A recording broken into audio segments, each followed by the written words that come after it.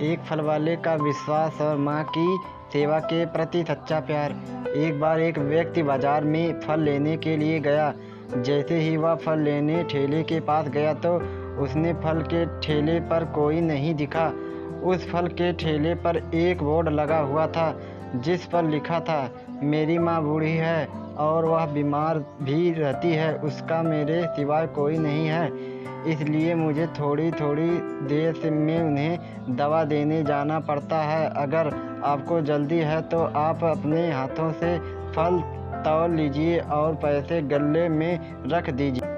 थोड़ी देर इंतज़ार करने के बाद जब कोई नहीं आया तो उस व्यक्ति ने 1 केजी सेब, 1 दर्जन केले लिए और रेट लिस्ट के हिसाब में पैसे गल्ले में रख दिए और वह घर आ गया। शाम को जब वह व्यक्ति घूमने निकला तो उसने देखा कि एक कमज़ोर सा दिखने वाला आदमी फल का वही ठेला लेकर जा रहा है। व्यक्ति से रहा नहीं गया और उसने फल वाले से पूछा कि क्या तुम रोज़ इसी तरह अपना ठेला छोड़कर माँ को दवा देने जाते हो? क्या तुम्हें चोरी होने का कोई डर नहीं है?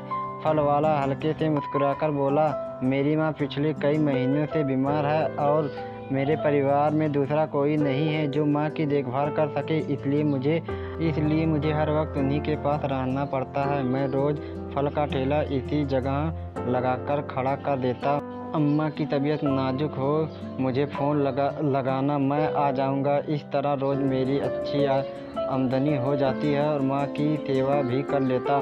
इतना कहकर फल वाला अपने घर चला गया। दोस्तों, माता पिता की सेवा करना हर इंसान का कर्तव्य है, लेकिन कई बार जीवन की मुश्किलें ऐसा करने से रोकती ज़रूर हैं। ऐसे हालात पैदा हो जाते हैं कि हम मजबूर हो जाते हैं, लेकिन अगर मन में माता पिता के लिए सच्ची ममता है, अगर आप अपने माता पिता की सेवा करना चाहते हैं तो रास्ता ज़रूर निकल जाता है और भगवान भी ऐसे लोगों का साथ देते हैं और नए रास्ते दिखाते हैं।